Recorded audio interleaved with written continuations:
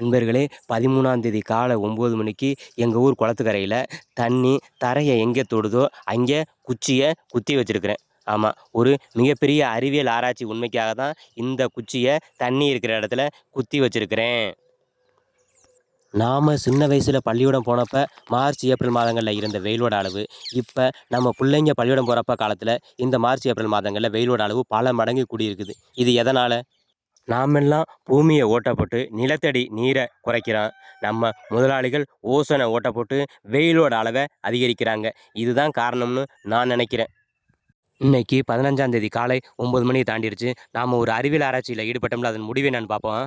பாருங்க நண்பர்களே, 13ஆம் தேதி காலையில குச்சியோட இருந்த தண்ணி 15ஆம் தேதி காலையில எவ்வளவு தூரம் கீழ இறங்கி குறைஞ்சு போயிருக்குன்னு பார்த்தீங்களா?